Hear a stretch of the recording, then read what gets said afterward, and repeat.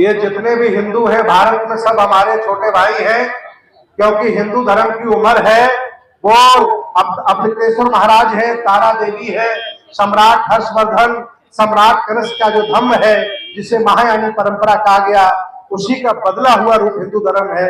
इसलिए उनको मैं समझा रहा हूं, आज नहीं कल वो भी धम्म को स्वीकार कर लेंगे और ये भारत बौद्ध राष्ट्र बनेगा, हिंदू राष्ट्र नहीं बनेगा। बनाने वाले ने 50 लाख रुपए दे रहे हैं सिर काटने के, भी लग जाएंगे। वो सिर इसलिए काट रहे हैं क्योंकि उनकी पाठशाला में सिर काटना सिखाया गया है। हमारी बुद्ध की पाठशाला में दया, करुणा, शील, भाईचारा, मैत्री सिखाया गया है।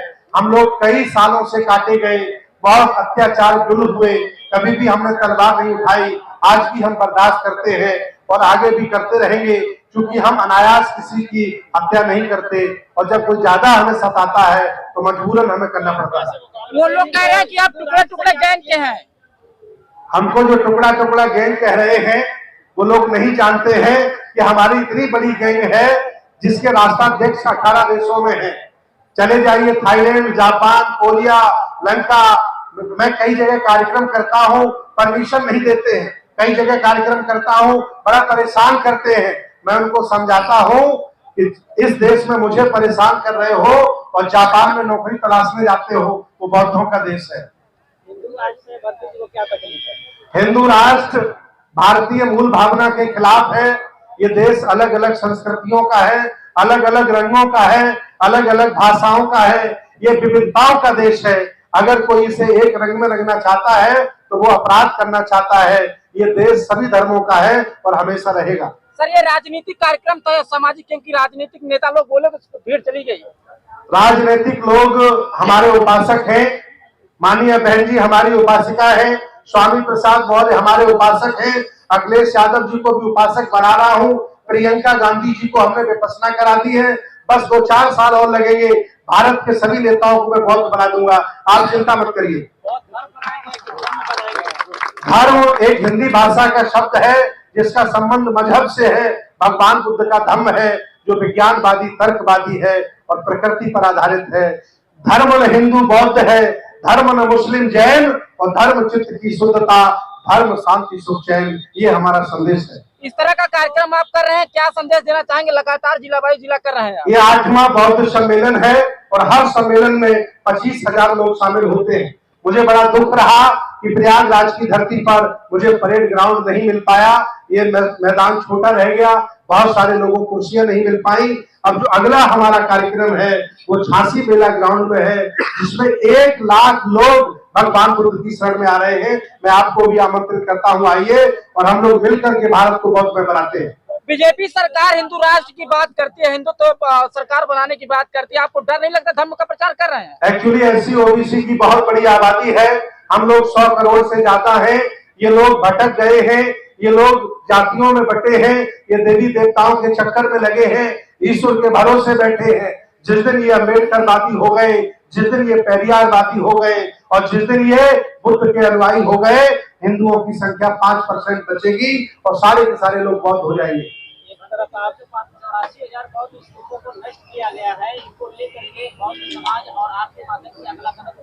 मैं कई बार बोल चुका हूं कि देश भारत में जितने भी बड़े बड़े हिंदू मठ हैं, ये सम्राट अशोक के द्वारा स्थापित 84,000 बौद्ध स्तूप बनाए गए हैं। चाहे वो तिरुपति बालाजी मंदिर हो, जगन्नाथपुरी का मंदिर हो, अयोध्या जबरदस्ती साकेत हमारा कब्जा कर लिया, मथुरा हो, फिर बद्रीनाथ, केदारनाथ, जितने भी इनके बड़े बड़े मठ हैं सब बौद्ध मठों के ऊपर बनाए गए हैं। उनके हमारे पास पुख्ता सबूत है।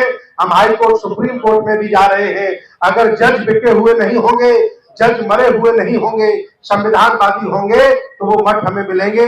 ऐसी मेरी लड़ाई है। गणेश जी स्थापित हो गए। सांस्कृतिक लड़ाई में समय लगता है। ये कोई शराब का नशा नहीं है जो 2 मिनट में आ जाता है और 4 मिनट में उतर जाता है। बहुत पुराने मक्कर जाल में समाज फंसा है, जातिवाद में फंसा है। आज दिन तक जो समाज पिटता रहा, कुटता रहा, जातिवाद झेलता है, वह जातिवाद के गौरव को लेकर के घूम रहा है। वो लोग जातियों को गौरव करें जिन्हें ऊंचा बनाया गया, बात अच्छी लगती है। जो 5वें पांवदार पर अछूत है वो जाति का गौरव लेके घूम रहा है। ये सब बाबा साहब के हत्यारे हैं, बुद्ध के हत्यारे हैं और मैं इनको बौद्ध बनाकर, अम्बेडकरवादी बनाकर एक नए भारत का निर्माण करूंगा और पूरा देश हमारा साथ दे रहा है। आज आपने देखा होगा हजारों की संख्या में लोग आए और लोगों ने समर्थन किया है। लेकिन आज भी लिखित में हिंदू शब्द लिखा जाता है। हमारी लड़ाई चल रही है।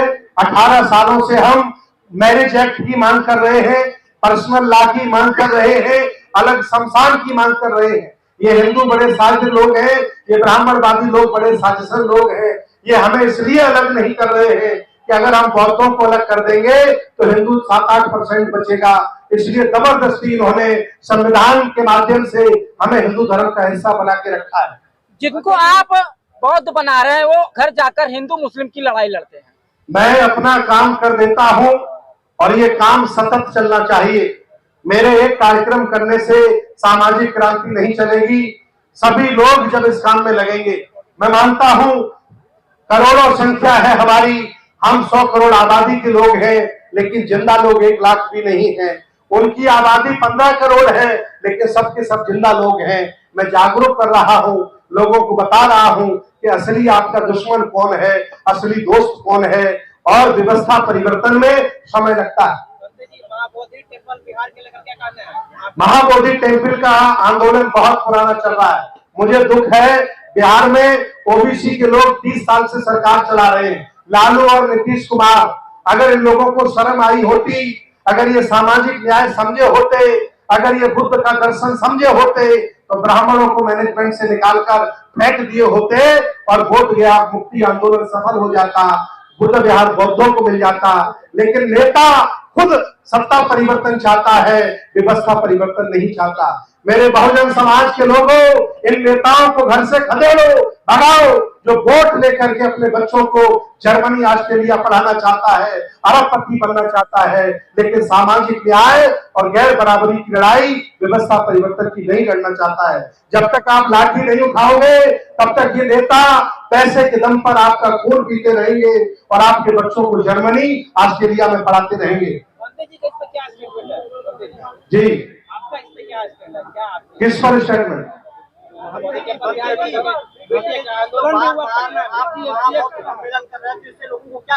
मैं एक बौद्ध भिक्षु हूँ। भगवान बुद्ध ने मुझे आदेश दिया था, चरक भिक्षवे चारिकं बहुजन हिताय बहुजन सुखाय लोकानुकंपाय। अगर मैं धर्म का प्रचार प्रसार ना करूं, लोगों को बुद्ध की शिक्षा ना बताऊं, तो बताओ क्या पार्टी बना लूं, बताओ क्या व्यापार डाल लूं, बताओ क्या बुद्ध विहार में पड़ा पड़ा खाऊं। मेरा काम है कि चरक भिक्षवे चारिकं, गांव-गांव जाओ और लोगों को जगाओ। मैं अपना काम ईमानदारी से कर रहा हूं और मुझे गर्व है कि बड़ी आबादी भगवान बुद्ध की तरफ बढ़ रही है। इस कार्यक्रम में दूर-दूर से उपासक उपासिकाओं ने बढ़ चढ़कर के हिस्सा लिया, उनको क्या संदेश देंगे? मेरा संदेश पूरा भारत सुनता है, पूरी दुनिया सुनती है। ये देश आपका है, आप कोई छोटे लोग नहीं हो, आप कोई नीचे लोग नहीं हो, आप अछूत लोग नहीं हो, आप शूद्र नहीं हो, आप इस देश भारत के शासक हो। शेड्यूल कास्ट ओबीसी में ऐसी एक भी जाति नहीं है जो इस भारत की शासक नहीं रही है। मैं उनको बता रहा हूं कि आप राजा महाराजा थे, इसलिए मैं सम्मानित मुल्क के मालिक को बोलता हूं, आज नहीं कल ये लोग जागेंगे और ये देश बहुजनों के हाथ में होगा, मुझे पूरा विश्वास है। हम लोग बहुजन समाज के लोग अखबारों के और मीडिया के बहुत बड़े हत्यारे हैं। मैं आपको याद दिलाना चाहता हूं, बाबा साहब डॉक्टर अंबेडकर ने 4-4 पत्रिका निकाली, हम लोगों ने उनको चला नहीं पाया, हम लोग उनकी पत्रिकाओं के हत्यारे हैं। बड़े बड़े चैनल बने, हम लोगों ने बेच दिए, हम लोग उनके हत्यारे हैं। बड़े बड़े संगठन, सत्य शोधक समाज ज्योतिबा राव फुले ने बनाया, बुद्धिस्ट सोसाइटी ऑफ इंडिया बाबा साहब ने बनाई और समता सैनिक दल बनाया, उनको हम चला नहीं पाए। हम लोग अभिमानी, जातिवादी, छोटी सोच के लोग हैं, मोहल्ले में कोई जानता नहीं और बन जाते हैं राष्ट्रीय अध्यक्ष।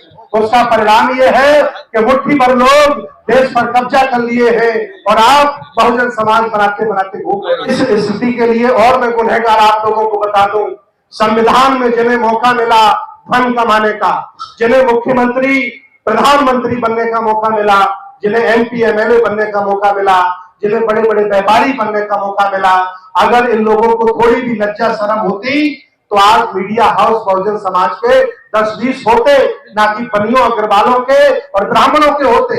लेकिन मेरे नायक हमारे नेता हैं जो अपना घर भरते हैं, पैसे के ऊपर बैठे हैं। अगर ये चाहते तो अखबार चला लेते।